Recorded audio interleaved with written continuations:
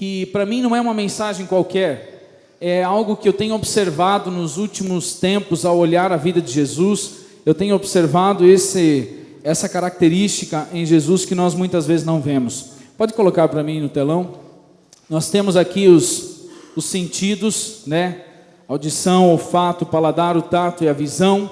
E todos nós temos isso aqui, se somos saudáveis, e são dons que Deus nos deu, é o que nos diferencia muitas vezes também dos animais, que nós podemos usar os nossos sentidos, raciocinar e tomar então uma decisão sobre coisas de nossa vida. Temos no lado direito de vocês aí o nariz, que muitos se preocupam mais com o exterior dele do que com a função que ele faz, que é cheirar, né? O nariz daquele é assim, é grande, é pequeno, parece de porco, dá para olhar lá dentro, mas cheira, está cheirando, está funcionando, é isso que importa, né? E uma coisa maravilhosa que Deus nos deu, você vai comer alguma coisa, está azedo, seja grande ou pequeno, se ele estiver funcionando, ele vai falar, aqui não entra. É um dom de Deus, nós temos esse instrumento, e quando ele entra, ele vai então para o nosso paladar, né? Nós sentimos com a nossa boca o gosto das coisas, e se o farejador não funcionou direito, e a comida estiver ainda azeda, um pouquinho, não tanto assim que o nariz tenha percebido, a língua vai falar, opa, aqui não pode descer isso aqui, tu põe para fora, faz o que precisar, mas isso são sensores lindos, maravilhosos que Deus nos deu. Temos o ouvido, que ouve e interpreta muita coisa. Você escuta alguém brigando, gritando, você já interpreta como é que está a situação na casa da pessoa. E aí nós temos também, além do tato, as nossas mãos, todo o nosso sentimento que nós temos com as mãos quando está namorando, passa a mão na mão da namorada. Então você vê como os sensores funcionam, né? Porque ativa toda a corrente sanguínea, e o coração já sente que ali o sensor está pegando na mão de alguém que ele está apaixonado. São os sensores que Deus nos deu, que funcionam muito bem.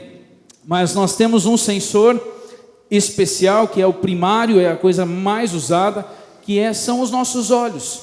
A visão que Deus nos deu. Nós enxergamos uma coisa e conseguimos julgar se aquilo é bom ou se é ruim para nós. Nós tomamos decisões rápido através dos nossos olhos. Um exemplo prático e fácil de entender é o semáforo. Você está vindo com o seu carro, está verde, você continua. A partir do momento que se você vê que a luz está vermelha, você freia. Se você vê que está amarela, só Deus sabe o que você faz. Tem alguns que pisam fundo ainda, vai que dá. E se não dá, buzina bem alta assim, para o pessoal saber que você está vindo. Nossos olhos veem e tomam decisões. Nós olhamos, julgamos, interpretamos e decidimos. Quando nós vemos um bom churrasco, nossos olhos sentem já, começam a sentir o prazer que está prestes a vir. Começa já a dar água na boca. Nós olhamos alguém e sabemos se ele é feio, se ele é bonito, aos nossos olhos. Nós olhamos alguém e sabemos mais ou menos a idade. Você olha assim para o Isaí e fala, 22 aninhos. O pastor Norberto fala 30. O pastor Mário está com uns 40, tudo pastor jovem. Não sei por que fala em aposentadoria. Porque não bate, né? Aquilo que a gente vê com a idade real. O tempo vai passando. Você olha alguém, você sabe o estado físico dela. Você olha e você sabe se o cara é bom de garfo ou tem sorte e não engorda. Tem aqueles, come, você passa uma vontade do lado querendo comer a mesma coisa. Fala, eu engordo. Eu não. Injusto isso, mas é assim. Você vê alguém e reconhece o temperamento, você reconhece o humor da pessoa. Você olha e fala, poxa, esse está bem humorado, ele está sorrindo. Mas tem uma coisa que os nossos olhos não conseguem interpretar. Um defeito de fábrica. De fábrica não, ele foi danificado depois. Quando Deus criou estava tudo certo. Mas entrou o pecado, já entrou danificando uma das interpretações dos nossos olhos. E desde a queda do pecado nós não conseguimos enxergar direito. Nós olhamos alguém e tentamos julgar a sua alma, e nós erramos. Nós não conseguimos dizer se alguém está salvo, está bem espiritualmente, se é bom ou se é um mau cristão. Nossa alma falha, nossos olhos falham muito nisso.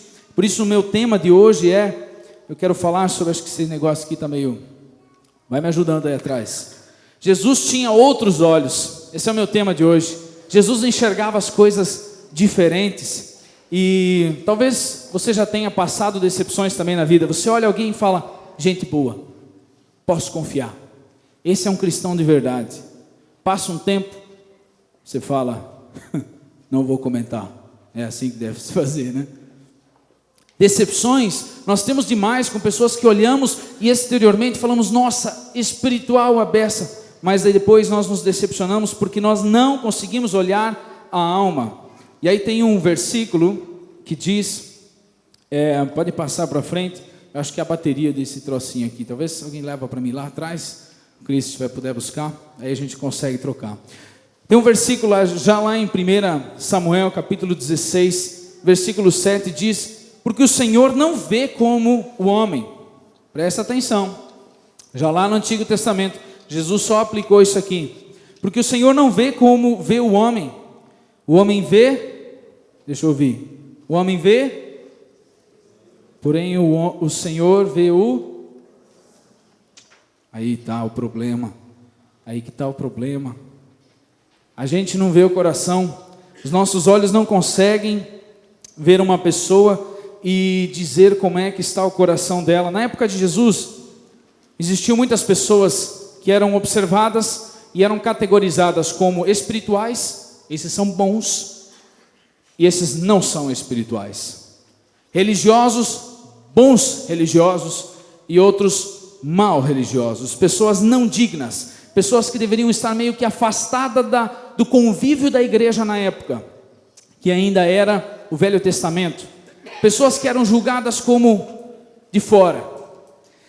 E eu fiquei observando, comecei a pegar o Novo Testamento, literalmente quando eu preparei para essa mensagem, comecei a olhar do início ao fim, folheando e vendo as situações.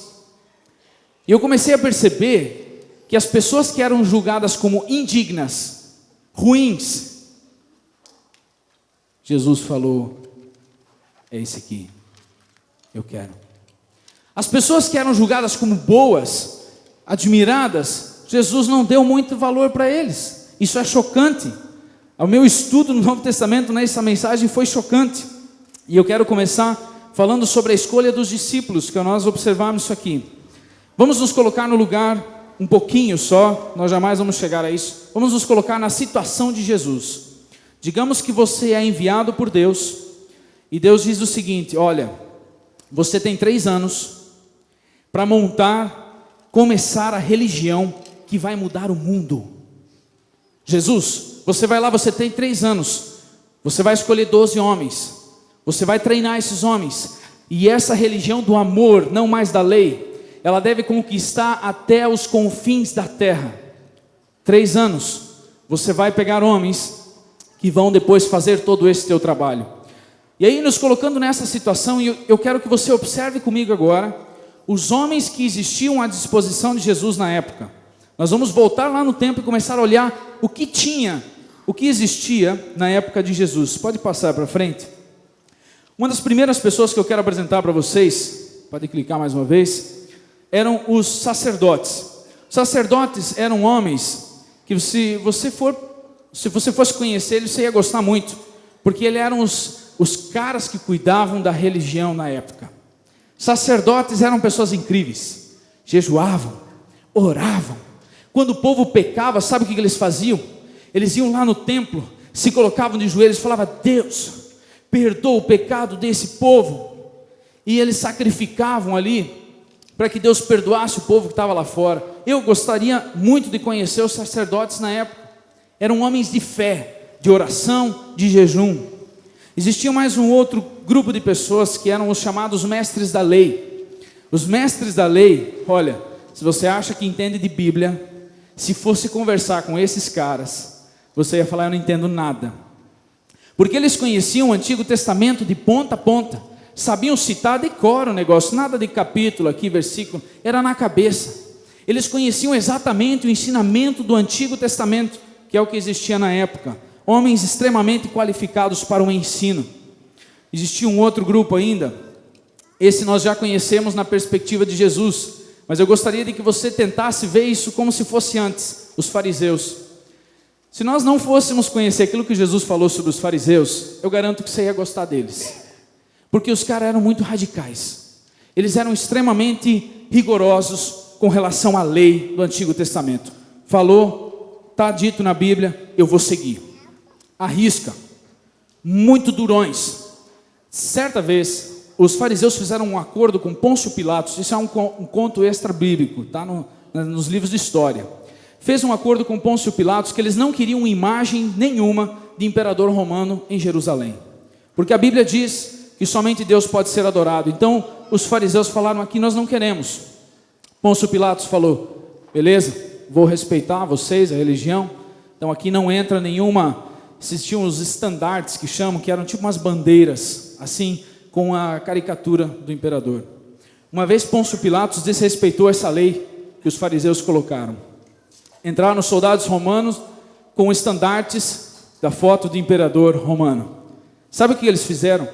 Se juntaram ao redor do palácio de Pôncio Pilatos, começaram a chorar e clamar para que, por favor, essas imagens saiam de sua cidade. Não queremos isso aqui na nossa cidade. Pôncio Pilatos ficou bravo. Falou, tá certo, eu respeito vocês, mas quem manda aqui sou eu.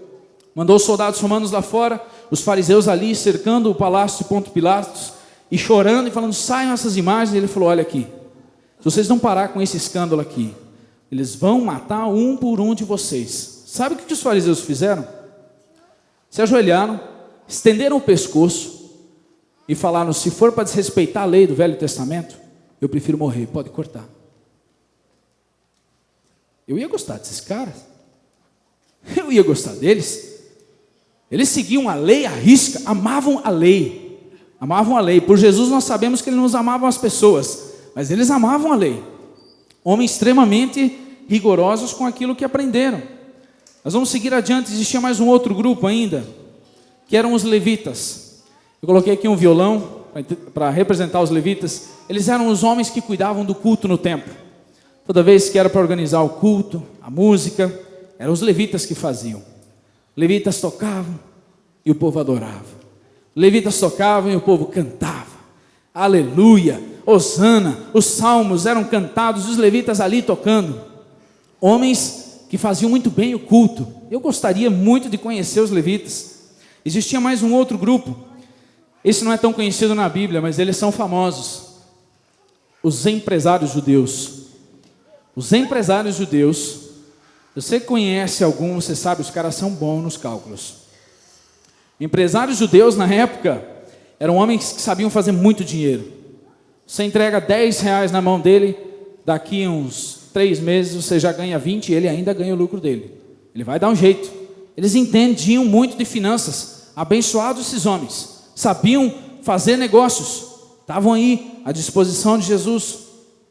Existiam também os soldados romanos, que não eram ali ainda convertidos, não eram do povo de Deus, mas eram homens extremamente disciplinados. Soldados romanos eram os melhores homens treinados na época. Ninguém vencia Roma. Soldado romano, encara um deles para você ver. Era o que Jesus via no seu dia a dia. Ele enxergava, ele via os soldados romanos, homem disciplinado, homem que sabe se alimentar bem, faz exercício físico, está em forma. Opa, agora, Jesus tem tudo isso aí à disposição. Eu vou primeiro dizer qual seria a minha escolha, dos 12. Sabe como é que eu ia fazer a minha escolha? Bem humanamente, sincero falando, eu ia pegar pelo menos um dos sacerdotes.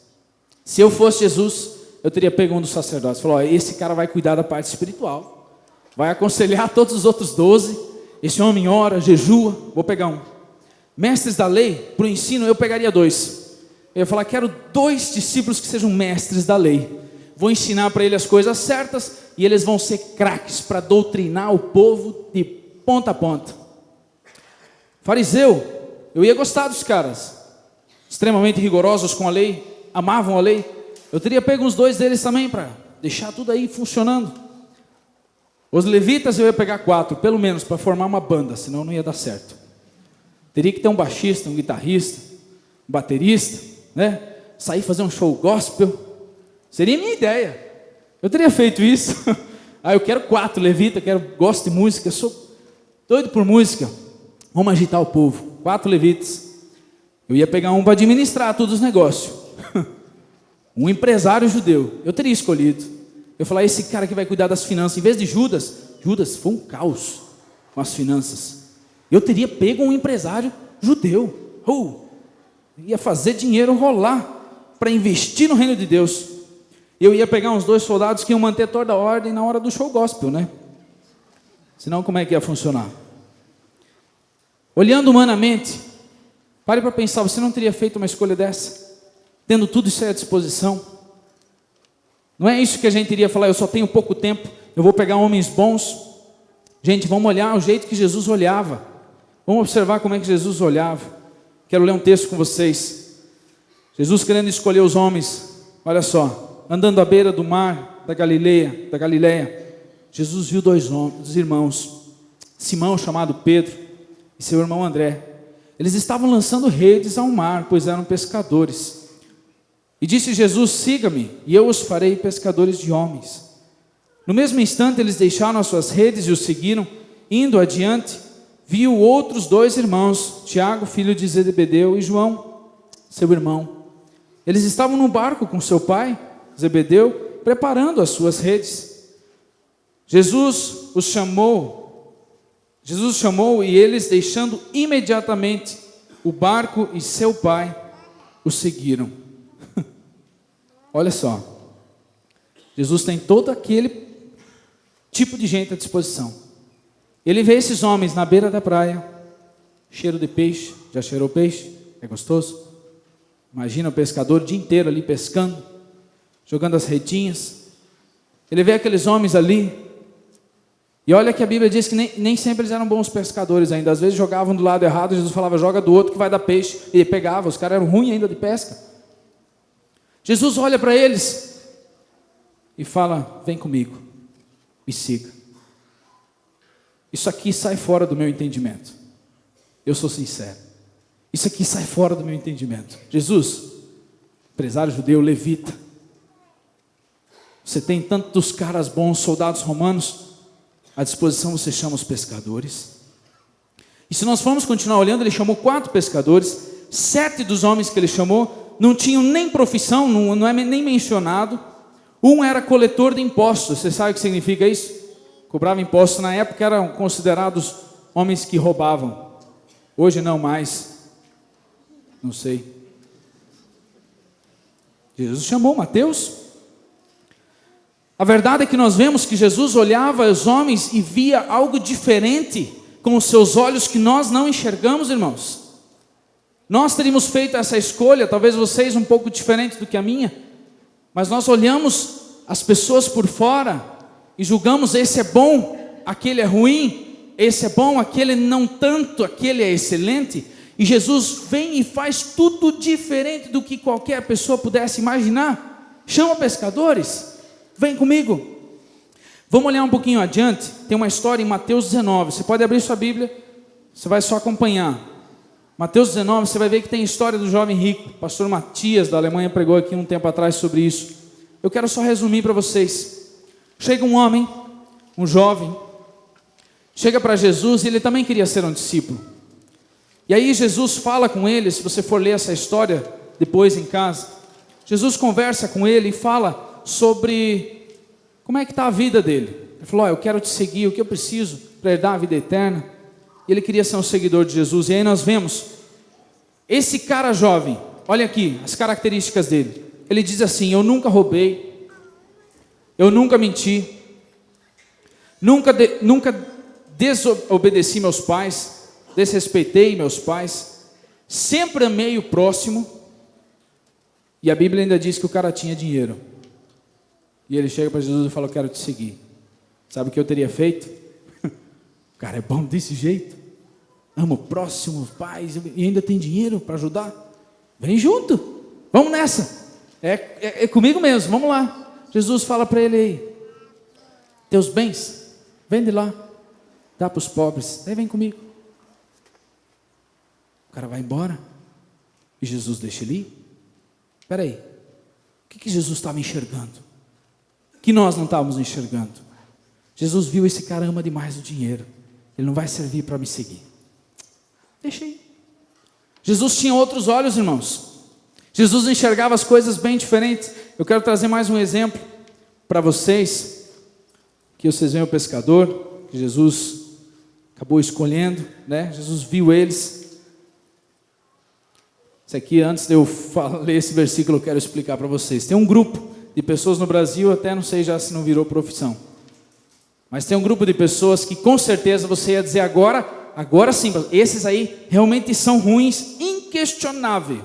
Prostitutas, inquestionável, esses não vão entrar no céu. Prostitutas fazem o serviço do sexo, dividem famílias, racham casamentos através do seu serviço. Esse povo sim, agora nós estamos de comum acordo, eles não prestam, certo? Quando Jesus olhou as prostitutas da época, ele viu o coração delas, e aí olha o que ele fala.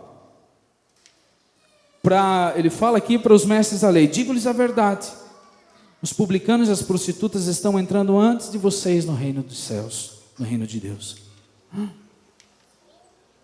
Aos meus olhos, condenadas, mestres da lei salvos. Aos olhos de Jesus, as prostitutas estavam tendo alguma mudança no coração que ninguém estava enxergando, mas Jesus estava enxergando e falava: essas vão ser salvas. Homem, vocês não, cuidado. Jesus tinha outros olhos, irmãos. Jesus enxergava as coisas diferentes. Quero ver ainda mais uma situação. Ela está em Lucas capítulo 18, versículo 9 a 14. Você pode também ler antes. Quem está anotando pode anotar. Nessa situação aqui, Jesus descreve 2 homens orando dentro da igreja.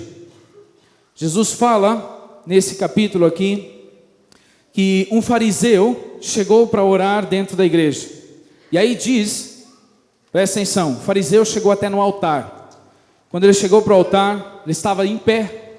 O fariseu estava em pé, olhando e falando assim: Deus, obrigado que eu não sou um publicano. Eu jejuo 2 vezes por semana. Nunca traí minha mulher. Amo o próximo e assim por diante. Obrigado que eu não sou um pecador. Lá no fundo do templo tinha um outro cara. Esse cara, diz aqui a Bíblia, que ele era um publicano, cobrava impostos, julgado como um que não presta. Sabe qual foi a oração dele? Ele ficou lá atrás. Ele não se sentiu nem digno de vir aqui para frente. Ele fica lá e faz a seguinte oração. Ele bate no peito. Diz: Deus, tem misericórdia de mim, porque eu sou um pecador. Essa é a oração que Jesus disse que ele fez. Aí, olha o que Jesus disse quanto a quem foi justificado para casa. Eu lhes digo que este homem, está falando publicano, e não o outro fariseu, foi para casa justificado diante de Deus. Pois quem se exalta será humilhado, e quem se humilha será exaltado. Jesus tinha outros olhos, irmãos. E eu acho que a igreja, depois de 2000 anos, ainda não aprendeu a enxergar como Jesus enxerga. 2000 anos de cristianismo, lendo a palavra de Deus, nós ainda estamos olhando errado, ainda estamos julgando errado. O que Jesus enxergava nesses homens? O que foi que Jesus via nos pescadores? O que foi que Jesus viu nessas prostitutas? O que foi que Jesus enxergou que talvez nós não estávamos enxergando? Por que Jesus valorizou mais um pescador do que um empresário judeu? Mais a prostituta do que um mestre da lei? Mais o publicano, coletor de impostos, do que um fariseu? E eu falo para vocês o que eu tenho enxergado através dessa história, que um fator muito importante, que é o que Jesus coloca nesse versículo aqui também. Humildade e disposição para aprender. Humildade diante de Deus. Todos aqueles que falavam, eu sou. Jesus falava, você não é nada. E aqueles que falavam, eu não sou nada, Jesus falava, vem comigo. Que sério isso, irmãos, que sério isso.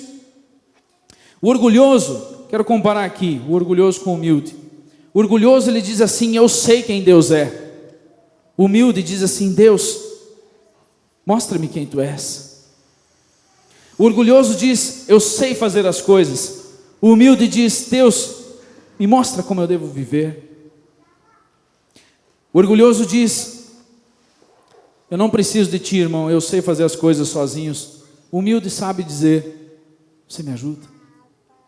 Você me ajuda. Está vendo a diferença? Começamos a entender então por que Jesus não chamou todos esses caras. Porque eles não estariam dispostos a aprender aquilo que Jesus queria ensinar. E esses outros que Jesus valorizou eram pessoas dispostas e humildes, falando: Deus, me ensina, me ensina. Tem um versículo que diz, fala claramente sobre isso: bem-aventurados os humildes de espírito, porque deles é o reino dos céus. O reino dos céus é deles. Que tipo de pessoa Jesus escolheu para começar esse reino? Para os humildes. Pessoas que estavam em seu coração dispostas a aprender e sabiam: eu sou um pecador. Eles iam entender a cruz. Um fariseu não ia entender a cruz, porque ele acha que não precisa. Os humildes de espírito, porque deles é o reino dos céus. Eu quero ainda mais um exemplo aqui no final. Quero que você imagine você assistindo Jornal Nacional, sei lá qual que é o jornal que você assiste. Tem aqueles que fazem sensacionalismo no jornal, né? Agora eu vou falar para vocês o que aconteceu em São Paulo, e assim vai, né?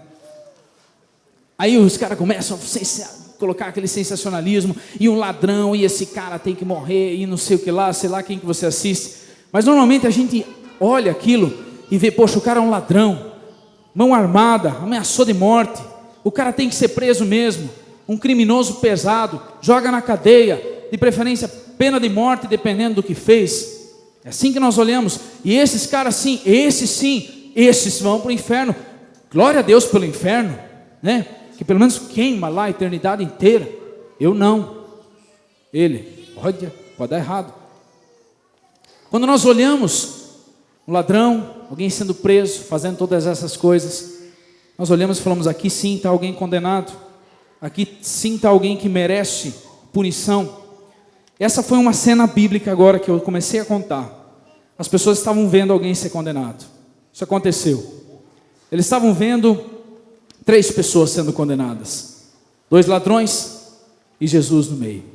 Enquanto as pessoas olhavam, elas falavam: bom, Jesus, não temos bem certeza, eu acho que ele não fez nada de errado. Agora esses 2 sim, esses vão para o inferno, esses merecem a morte. Estavam dizendo isso lá embaixo. É o que os olhos do povo enxergavam. Esses estão condenados. E aí entra a situação em que aqueles 2, que estão ao lado de Jesus está no meio deles, eles começam a conversar. E vem o seguinte: e um dos malfeitores que estavam pendurado blasfemava dele, dizendo: se tu és o Cristo, salva-te a ti mesmo e a nós. Respondendo, porém, o outro repreendia-o, dizendo: tu nem ainda temes a Deus, estando na mesma condenação? É nós, na verdade, com justiça, porque recebemos o que nossos feitos mereciam, mas este nenhum mal fez. Tem um lá que aos olhos do povo, lá embaixo, estão vendo, esse cara está condenado, ele está ali em cima, no último segundo ainda está arrependido. O povo ali não viu isso, porque não enxerga o coração. E aí, um deles, esse que conhecia a sua sentença e o merecimento, ele diz assim: Jesus, Senhor, lembra-te de mim quando entrares no teu reino. Está vendo que ele fala: o teu reino, lembra quando você estiver lá, porque ele nem se julga digno de estar lá. Está percebendo? Mas Jesus, quando você for lá, só lembra de mim. Provavelmente todos que estavam olhando aquela cena estavam falando: esse está perdido, esse já era. E aí Jesus responde: em verdade te digo, hoje você vai estar comigo no paraíso. Você vai estar comigo no paraíso. Sabe o que eu enxergo aqui, irmãos? O que me choca é que nós não entendemos ainda a maneira com que Jesus enxerga as coisas. Nós podemos facilmente estar achando que outros estão condenados, sendo que aqueles podem estar salvos. e não nossa. A minha pergunta é: o que Jesus está enxergando no teu coração? O que Jesus está enxergando no meu coração? Essa mensagem me pesou porque eu sou alguém, quase que um mestre da lei, um levita, tudo isso aí um pouquinho eu faço parte. Jesus olhou para esses caras e falou: não quero. A pergunta é: se Jesus entrasse aqui hoje, fosse olhar nos teus olhos, conhecendo a tua vida, o teu coração, conhecendo a tua disposição, o teu orgulho ou a tua humildade, se ele entrasse aqui hoje, quem ele ia chamar? Siga-me. Eu acho que nós íamos nos surpreender amargamente. E por que eu estou pregando essa mensagem? Porque humildade é uma coisa que nós podemos colocar no coração. Nós podemos colocar em nosso coração o desejo de buscar a Deus em humildade e pedir: Deus, me perdoa. Deus, me perdoa. O que Jesus está vendo no seu coração? Eu quero convidar a equipe de louvor para vir para frente.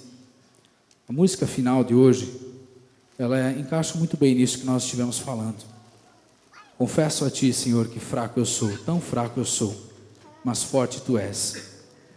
Eu venho a Ti, Senhor, sem nada para dar, só quero pedir: vem, ajuda-me, ó Deus. Posso pedir para vocês ficarem de pé? É o nosso momento de intercessão. Você pode vir para interceder por alguém, você pode vir para pedir oração, mas você também pode vir para dizer a Jesus: Senhor, quando olhares para o meu coração, por favor, te peço que encontre humildade ali. Encha o meu coração de humildade. Encha a minha vida de disposição para aprender. Eu quero ser um escolhido Teu. Se você tem esse desejo de dizer isso a Deus também, você pode confessar ao Senhor e chegar até aqui à frente para a oração, enquanto nós estaremos cantando juntos.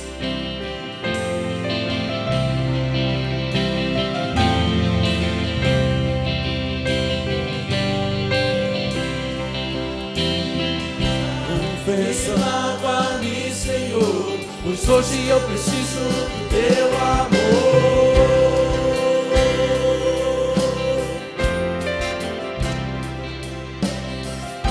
Senhor nosso Deus e Pai, quando entendemos que estamos diante de um Deus santo, de um Deus puro, de um Deus totalmente branco, alvo, mais que a neve, quando entendemos que estamos diante de um Deus que enxerga todas as coisas, Deus, quando entendemos a Tua maneira de ver as pessoas, a única coisa que pode surgir no nosso coração é um forte desejo de clamar por graça e misericórdia.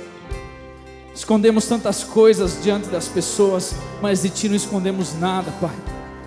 E hoje estamos aqui juntos com o coração aberto, pedindo Tua graça e Teu perdão. Deus, que possamos estar no meio daqueles escolhidos, não pelaquilo que sabemos fazer, mas pela humildade que o Senhor possa encontrar em nós. Dê-nos, Senhor, uma disposição de aprender, uma disposição de seguir os Teus passos, seja onde for que o Senhor for. Nós queremos estar contigo. Deus, queremos aprender com os pescadores, queremos aprender com os publicanos, com aqueles que o Senhor escolheu, porque, Senhor, muitas vezes somos fariseus, somos mestres, mas não é isso que o Senhor busca.